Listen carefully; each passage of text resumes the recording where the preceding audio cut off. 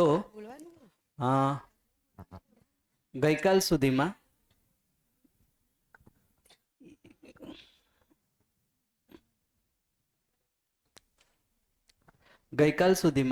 જે પણ વાતચીત થઈ એને થોડુંક એકવાર તમારા તરફથી આવી જાય એટલે ખ્યાલ આવે કે બરાબર પહોંચ્યું, કંઈ રહી ગયું કે નહીં, પછી આગળ શરૂ કરીએ. શું ધ્યાન ગયું અને કોઈ ડાઉટ રહ્યા હોય તો એ પણ લઈ લઈએ, કોઈ ક્વેશ્ચન હોય તો એ પણ જોઈ લઈએ. ગઈકાલ સુધી જે પણ ચર્ચા થઈ એને કોઈ એક બે જણ આપણામાંથી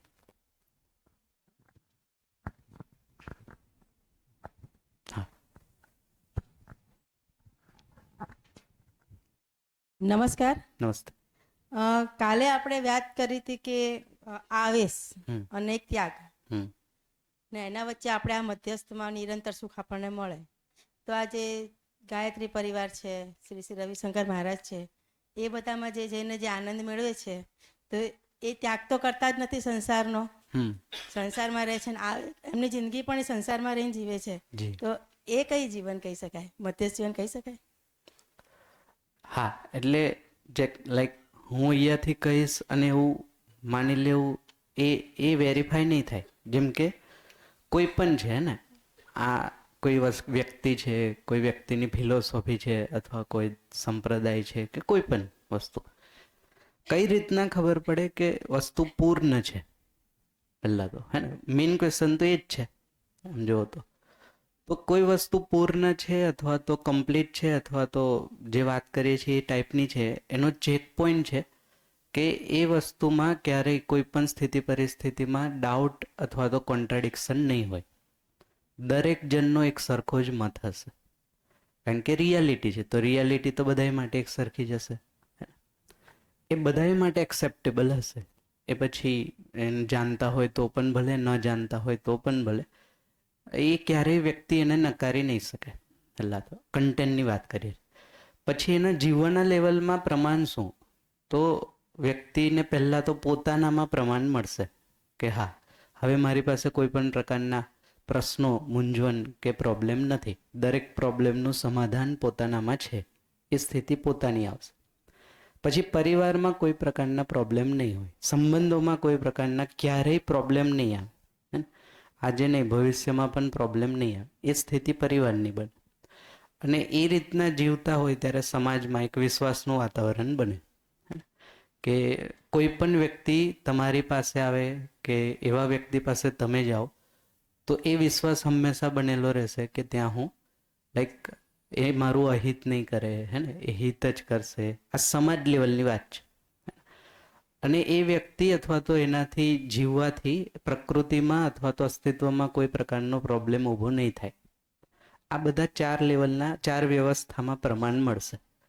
તો જો આ રીતના પ્રમાણ હંમેશા મળે છે તો વસ્તુ પ્રમાણિત છે અથવા તો જે આપણે કહીએ છીએ એ રીતના છે. આમાંથી કોઈ પણ જગ્યાએ મિસિંગ છે તો કંઈક અધૂરું છે.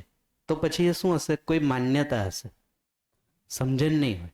જેમ કે ફોર એક્ઝામ્પલ, એક પરંપરામાં એવું હતું કે જેમ કે સવારે જલ્દી ઉઠવું, પૂજા પાઠ કરવા, પછી ઝાડની પૂજા કરવી, વનસ્પતિની પૂજા. તો એક આસ્થા હતી જેનાથી સંતુલન બનાવવાનો પ્રયત્ન હતો. ઝાડને કટ નહીં કરવા, આ તે બધી આસ્થા હતી, માન્યતા. બટ હા, જે તે લોકોએ વિચાર્યું હશે એને વિચાર્યું જ હશે કદાચ કે એની પાછળનું રીઝન શું છે. બટ પરંપરામાં એનું પ્રમાણ નથી. તો આ નહીં, કોઈ પણ વસ્તુ છે એનું પ્રમાણ પરંપરામાં આવશે. પરંપરા એ રીતના છે કે નહીં? જો પરંપરામાં નહીં આવે તો પછી એ ખાલી વાત થઈને અથવા તો શબ્દો થઈને રહેશે. વસ્તુ સાચી છે ખોટી છે એનું ચેકપોઈન્ટ નહીં મળે, પકડે. તો એ રીતના જીવતા લોકો થશે. જેમ કે આપણે આજે એવું કહીએ છીએ કે ગુરુત્વાકર્ષણનો નિયમ કામ કરે, તો સાબિતી શું? આજે પરંપરામાં એની એપ્લિકેશન છે. કાર છે, બાઇક છે, રોકેટ છે, તો ખબર પડે કે આ નિયમથી આ બધી વસ્તુ બની, તો એ પ્રમાણિત છે કે આ નિયમ આવો જ છે. એ જ રીતના જ્યારે અહીંયા નિયમની વાત કરીએ તો એ રીતના જીવતા માણસ, પરિવાર અને સમાજમાં સભ્યો દેખાશે તો ખ્યાલ આવશે કે આ જે વસ્તુ છે એ બરાબર છે. બાકી તો કેવું થશે કે કોઈ એક વ્યક્તિનું હોઈ શકે, એમ એવું લાગે, પરંપરામાં ન આવે. એટલે ક્રોસ ચેક કરવા માટે જ આપણે પહેલા દિવસથી કીધું હતું કે આપણે એને માનો નહીં, જાણો. જાણતા જાણતા આપણને ખબર પડશે કે આ રિયાલિટી છે કે કોઈ આઈડિયોલોજી છે. આઈડિયોલોજી મીન્સ કે એમાં કોઈ વ્યક્તિની એક પોતાની બિલીફ હોઈ શકે. જેમ કે હું એવું કહી શકું કે કાલથી આવું કરવાનું, કાલથી આવું કરવાનું, પણ શું કામ એ નથી ખબર, ખાલી ડૂઝ એન્ડ ડોન્ટ્સ વાળું. તો રિચ્યુઅલ્સ અથવા તો આ બધી વસ્તુને ઓબ્ઝર્વ કર્યું હોય તો આ ચેક પોઈન્ટમાં ધ્યાનથી ઓબ્ઝર્વ કરો એટલે ખ્યાલ આવશે કે ક્યાં પૂરું છે, અધૂરું છે, ક્યાં અધૂરું છે, ક્યાં પૂરું છે. એકચ્યુઅલી મધ્યસ્થ દર્શનને સમજ્યા પછી જે લોકો કહે છે ને, જે મહાપુરુષો, સંતો, મહંતો, પછી સમજાશે કે આ શું કહે છે. એની પહેલાં તો આપણી માટે એક માન્યતા જ છે, એમને આવું કીધું તો આપણે કરીએ છીએ, પણ શું કામ કીધું અથવા તો એની પાછળનું શું રીઝન હશે એ લગભગ અસ્તિત્વ સમજ્યા પછી ખ્યાલ આવશે. હા, એટલે એક માન્યતા પહેલા ઋષિમુનિઓ આપણને માન્યતા મુજબ વાત કરતા, પણ એ બધું પહેલા આપણે અત્યારે સાયન્ટિફિક માનીએ, આપણે બધાનો એમ કે તારણ લઈએ ને પછી આપણે કામ કરીએ. અને જૂના જમાનામાં એવું નહોતું, શ્રદ્ધામાં અંધશ્રદ્ધામાં માનતા. એટલે ઋષિમુનિએ બધું માન્યતા જોડે જોડી દીધું. ધારો કે આપણે કાગવાસ નાખીએ છીએ શ્રાદ્ધમાં, તો એ એવું નહોતું કે ભાઈ કાગડા અને પિતૃઓ સમજીને આપવાનો, પણ ઋષિમુનિએ ખાલી નામ એવું આપ્યું પિતૃઓને, કારણ કે એ વખતે કાગડાના બચ્ચા થતા, ત્યારે કાગડાઓને કોઈ ખાવા ના આપતું. એટલે ઋષિમુનિએ કાગડાના બચ્ચા અને કાગડા એક નાશપ્રાય થઈ ગયા હતા, અને એટલે નાશપ્રાય થતી જાતિને બચાવવા માટે એ લોકો એવું કીધું કે પિતૃઓને અર્પણ કરીએ. એટલે એને માન્યતા શ્રદ્ધા સાથે એક વસ્તુ આ જોડી દીધી, એટલે લોકો માનવા માંડ્યા કે પિતૃઓ, પણ કે કાગડા કે પિતૃ બની તો નહીં આવતા. એક્ઝેક્ટલી એવું છે. પણ એ તો સાયન્ટિફિકમાં કોઈ નતું માનતું, અને હવે સાયન્ટિફિકમાં માને છે, તો એ રીતના એવું થઈ ગયું છે. એ બરાબર છે. એટલે એ જ કહીએ છીએ આપણે કે પહેલેના જમાનામાં માણસ તર્ક નતો કરતો, હે ને, જે તે સમયે આવી હશે પરંપરા, ત્યારે માણસ ક્વેશ્ચન નતો કરતો. ગુરુએ કીધું એટલે કરવાનું, પછી બીજો કઈ ક્વેશ્ચન હતો નહીં. તો એ બધી વસ્તુ માન્યતાથી આપવામાં આવતી કે ભાઈ આવું છે તો આવું કરો, આવું છે તો આવું કરો, મરી જાય પછી આવું કરો, જન્મે ત્યારે આવું કરો. કારણ કે એ ટાઈમે કોઈને તર્ક જ નહોતો થતો. હવે વર્તમાન સ્થિતિમાં તર્ક સિવાય તમે કોઈ સાથે વાત કરી શકો નહીં. મારે કોઈને કહેવું હોય તો એ બે ક્વેશ્ચન પૂછશે કે શું કામ. જેમ કે તમારે કોઈને કેવું હોય તો જીવન વિદ્યા શિબિર કરો તો એ તમને પૂછ શું કામ કરું, મને તો મજા જ છે, હે ને. તો તમારે એને સંતોષ મળે, એ આન્સર જ્યાં સુધી નહીં મળે ત્યાં સુધી એ વસ્તુને એક્સેપ્ટ કરે નહીં. અને એ પણ તાર્કિક હોવી જોઈએ, અને એ પણ એની માટે હંમેશા કામ કરશે ને તો જ કામ કરશે.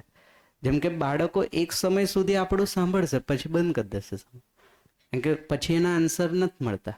2-3 વાર શું કામ અથવા તો કેમ આવું કરું, કેમ આવું કરું પૂછું, પછી નથી મળતા તો પછી એ બીજેથી શોધવાનો પ્રયત્ન કરશે. સો આ રીતના આપણે ક્રોસ ચેક કરી શકીએ અથવા તો એને વેરીફાઈ કરી શકીએ. બટ એક નિવેદન છે, કોઈ પણ વસ્તુને વેરીફાઈ કરવા માટે એ બે વસ્તુને કમ્પ્લીટલી સમજવી પડશે, તો જ એ વસ્તુ સાથે તમે એઝ ઇટ ઇઝ જેવું કહેવા માંગે છે એવું આપણે સમજી શકશું. બાકી આપણે કોઈક આપણી માન્યતા બનાવી લે. જેમ કે એક એક્ઝામ્પલ, કોઈ XYZ ધર્મ સંપ્રદાયમાં આવું કીધું છે, તો એને પહેલેથી લઈને છેલ્લે સુધી પહેલા તો સમજવું પડશે કે શું કીધું છે. પછી મધ્યસ્થ દર્શનમાં આવું કીધું તો મધ્યસ્થ દર્શનને આખું સમજવું પડશે કે એને શું કીધું. ત્યાર પછી આપણે એ કરી શકીએ કે અચ્છા આ બેમાં કંઈક ગેપ છે કે બરાબર છે કે શું. એની પહેલાં થોડું ખબર હોય તો અધૂરું રહેશે. ટૂંકમાં આપણે આપણી બીજી કોઈ ત્રીજી માન્યતા બનાવી લઈશું કે આને આવું કીધું છે, આને આવું કીધું છે, આને આવું કીધું છે, એટલે એ વેરીફાઈ નહીં થાય. તો વેરીફાઈ કરવા માટે પણ પૂરું હોવું જોઈએ આપણી પાસે, કમ્પેર કરવા કે આ આટલું છે ને આટલું છે. હવે કમ્પેર કરી શકો તમે. આ કમ્પેર કરવાના 4 લેવલ છે. પોતાના લેવલનું શું કીધું છે, પરિવારમાં જીવવાના મોડેલ શું આપ્યા છે, સમાજમાં જીવવાના મોડેલ શું આપ્યા છે એમાં, અને પ્રકૃતિ સાથે સંતુલનમાં રહેવાના મોડેલ શું આપ્યા. આ 4 લેવલ પર શું વાત કરવામાં આવી, તો આમાં શું વાત કરવામાં આવી છે, પેલામાં શું વાત કરવી, બેમાં ચેક કરી શકીએ. હા, બીજું કઈ સર? હા, ગઈકાલના સેશનમાં આપણે કોઈ પણ કાર્ય અને માનવ વચ્ચેનો વ્યવહાર અને એના ટોપમાં ઉપર વિચાર ભાવ હતો. હવે વિચાર ભાવથી જ કાર્ય થાય અને વિચાર ભાવથી વ્યવહાર થાય, પણ એ સમજણપૂર્વકનું વ્યવહાર અને સમજણપૂર્વકનો કાર્ય હોય અને એમાં પોતે, પરિવાર, સમાજ અને પ્રકૃતિ આ ચારેને ધ્યાને રાખીને જ્યારે વિચાર નક્કી થાય અને કાર્ય થાય કે વ્યવહાર થાય તો ઉભય સુખ અને ઉભય સમૃદ્ધિ એ બે વસ્તુ મળે. એની ચર્ચા થઈ. બીજું, માનવની મૂળભૂત જરૂરિયાતો જે છે એ ફક્ત 6 જ આપણે નક્કી કરી: રોટી, કપડા, મકાન અને દૂરદર્શન ને દૂરગમન ને જે 6 કરી. અને ભાવનાત્મકની માં ટોટલ 9 છે. 9. હવે 9 ના પછી પેટા ગમે એ હોય પણ મેન 9 છે. એટલે પ્રકૃતિને જો સાથે રાખો તમે અને 9 જે ભાવનાત્મક છે અને 6 જરૂરિયાત છે એને ધ્યાને રાખીને જો તમે તમારો વ્યવહાર, તમારી જરૂરિયાતો, તમારા સંબંધો, તમારો પરિવાર, તમે પોતે કે તમારો સમાજ કે કોઈ પણ જો કરો તો ધીરે ધીરે એક સ્ટેપ એવું આવી જશે કે પ્રકૃતિ જરૂરિયાત તમારી છે એ પૂરી કરે છે. કોઈ બાકી નહીં રહે, કોઈ ભૂખ્યું નહીં રહે, કોઈ તરસ્યું નહીં રહે, કોઈને રહેઠાણની જરૂર નહીં પડે. પણ એ સ્ટેજ લાવવા માટે શરૂઆત પોતાથી કરવી પડશે. ખૂબ સરસ.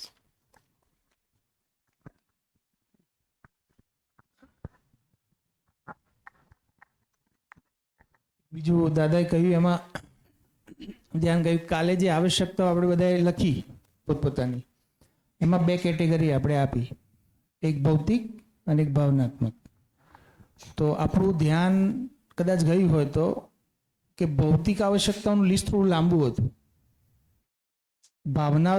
ભાવનાત્મક આવશ્યકતાઓનું લિસ્ટ થોડું નાનું હતું.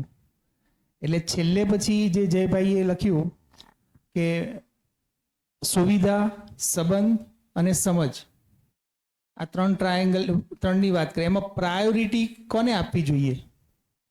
તો બધાએ કહ્યું પહેલા સમજ, બીજા નંબરમાં સંબંધને અને ત્રીજા નંબરમાં કહ્યું સુવિધાને.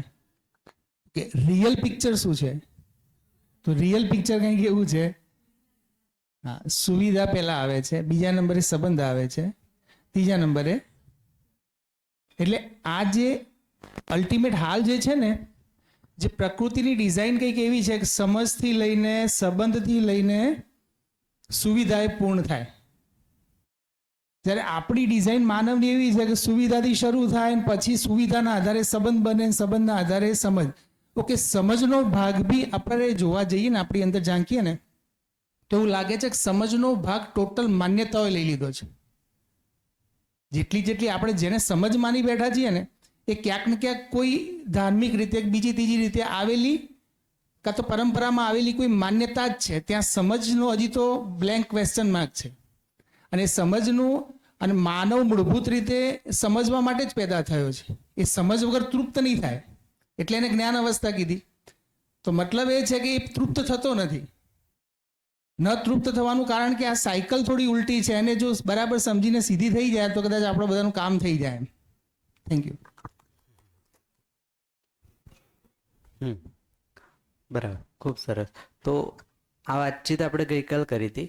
આમાં કોઈ પ્રશ્ન છે ગઈકાલ સુધીમાં? કોઈ ડાઉટ, ક્વેશ્ચન? નહીં. તો આપણે માનવને સમજવાની શરૂઆત કરી હતી લાસ્ટ સેશનમાં. તો માનવની પરિભાષા અથવા તો માનવની વ્યાખ્યા જોઈ હતી.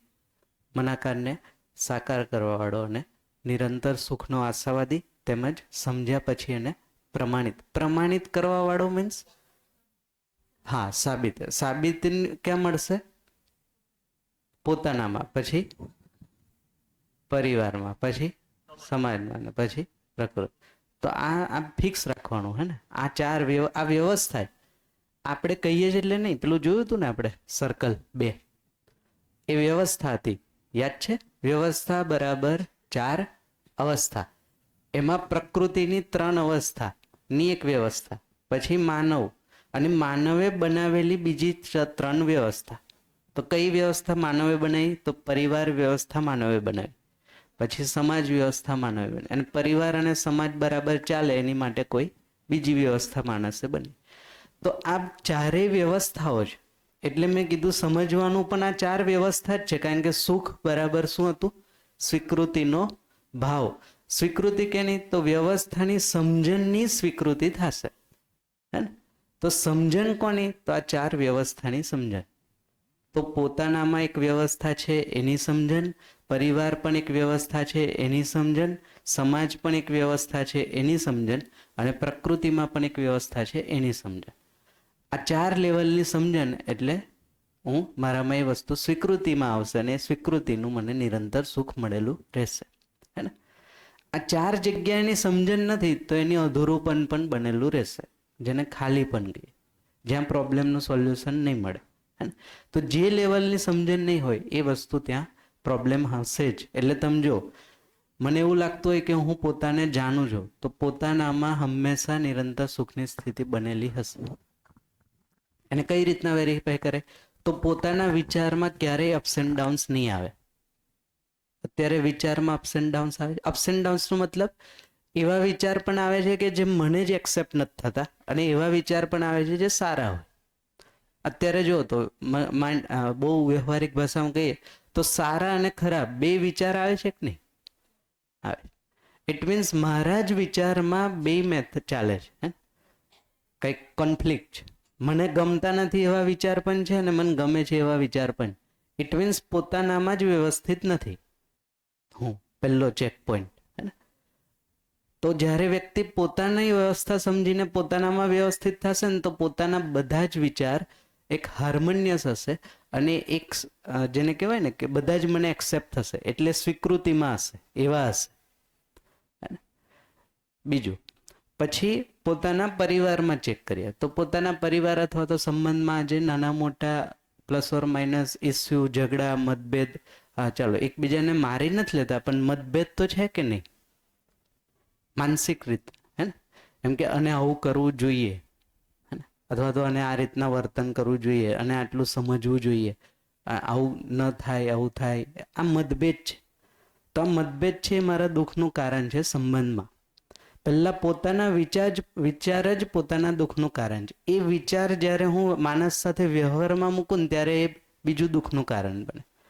એ જ વિચારથી હું સમાજમાં કંઈક કામ કરીશ ને તો એ મારા વધારે દુઃખનું કારણ બનશે. અને એ જ વિચારથી હું પ્રકૃતિ સાથે જોઈશ તો મને ગરમી વધારે લાગશે, તો એ પછી મારા પ્રાકૃતિક ઇનબેલેન્સ, ગ્લોબલ વોર્મિંગ, ઠંડી વધારે લાગશે, ગરમી વધારે લાગશે, વરસાદ અતિવૃષ્ટિ થઈ જશે, એ પછી મારા દુઃખનું કારણ. તો અલ્ટિમેટલી મારા ભાવ અને વિચાર જ મારા દુઃખનું કારણ છે, અથવા તો અલ્ટિમેટલી મારા ભાવ અને વિચાર જ મારા સુખનું કારણ છે. 2 છે. તો માણસ સુખી દુઃખી પોતાના વિચારથી થાય છે, જે આપણે ગઈકાલે સમજવાનો પ્રયત્ન કર્યો હતો કે વિચારનો આધાર જો સ્વભાવ થઈ જશે, એટલે કે સમજણ, ત્યાર પછી વિચાર એક હાર્મોનિયસ આવશે અને એ જ વિચારથી કરેલા કાર્ય વ્યવહારમાં મને વ્યવહારમાં ઉભય સુખ અને કાર્યમાં ઉભય સમૃદ્ધિ. ઉભયનો મતલબ છે મ્યુચ્યુઅલ, 2 સાઈડથી, હે ને?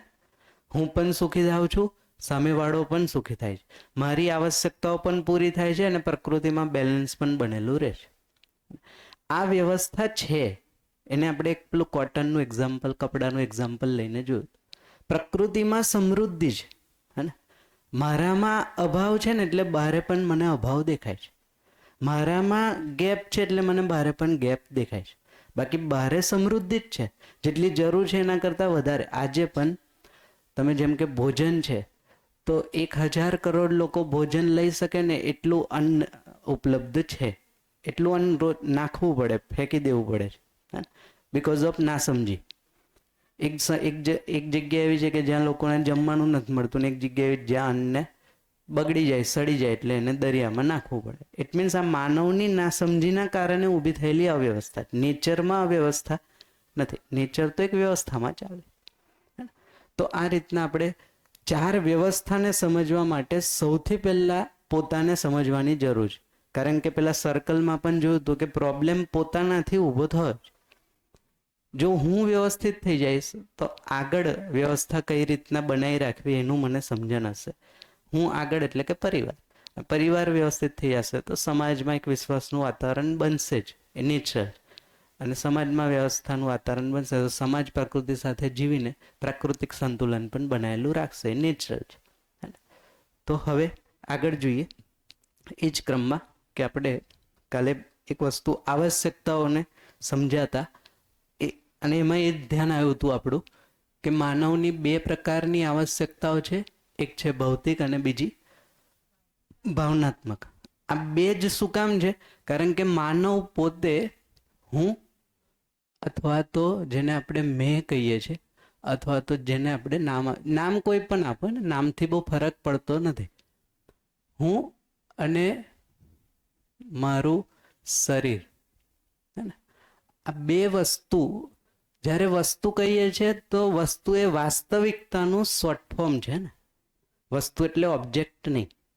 વસ્તુનો મતલબ થાય વાસ્તવિકતા. વાસ્તવિકતાને નાના શબ્દમાં કેવું હોય તો વસ્તુ કીધી. જ્યારે અત્યારે વસ્તુ એટલે થિંગ્સ એવું કહીએ ને, ઓબ્જેક્ટ નથી. તો આ 2 અલગ અલગ વાસ્તવિકતા છે. શરીર પણ એક વાસ્તવિકતા છે અને જીવન અથવા તો હું પણ એક અલગ વાસ્તવિકતા છું. એટલે આ 2 વાસ્તવિકતાઓ જ્યારે સાથે મળીને કંઈક કરે છે એને કીધું માનવ. આ સમજે? તો મારી આવશ્યકતાઓ અલગ છે. મારી એટલે કે જીવનની. એટલે આપણે પહેલા આવશ્યકતાઓને જોઈ. જો આવશ્યકતાઓ ન જોઈ હોત તો આપણને આ સમજવામાં થોડું ડિફિકલ્ટ પડે. તો આપણે હવે એને થોડું ડિટેલમાં જોઈએ. તો મારી આવશ્યકતાઓ કઈ કઈ છે? કાલે લિસ્ટ કર્યું હતું એમાંથી. હા, એમાંથી મારી કઈ છે? મારી એટલે કે હું. ભાવનાત્મકમાં એટલે જેને કહીએ કે સુખ મારે જોઈએ છે કે શરીરને જોઈએ? હા. પછી સન્માન મને જોઈએ છે કે શરીરને જોઈએ? વિશ્વાસ મને જોઈએ છે કે શરીરને જોઈએ? તો આ બધી જેટલી લાગણી, ભાવ, જે પણ નામ આપે એ બધી મારી જરૂરિયાત, શરીરની નથી. એ જ રીતના શરીરની જરૂરિયાત શું છે? ખોરાક. ખોરાક મને જોઈએ કે શરીરને જોઈએ? પછી હવા, કપડા, આ જરૂરિયાત કોની છે? શરીરની. જો 2 અલગ છે અને 2 ટોટલી અલગ છે. 2 એકબીજાથી કઈ રીતના અલગ છે એટલે આપણે એ સમજવાનો ટ્રાય કરીએ છીએ કે જ્યારે અહીંયાથી એ પ્રસ્તાવ છે કે માનવ, જીવન અને શરીર આ 2 અલગ વાસ્તવિકતાથી બન્યો છે. તો આ 2 વાસ્તવિકતા અલગ છે કે આ તો કંઈક માની લીધેલી વસ્તુ છે? એને વેરીફાઈ કરવાનો ટ્રાય કરીએ. તો પહેલું વેરિફિકેશન માટે પહેલું સ્ટેપ કે આવશ્યકતાઓ દરેક માણસની 2 પ્રકારની છે અને હંમેશા 2 પ્રકારની રહેશે, એ પણ નિશ્ચિત છે. હવે તમે જન્મેલા બાળકને જોશો કે વૃદ્ધ વ્યક્તિને જોશો, આ 2 આવશ્યકતાઓ હશે જ.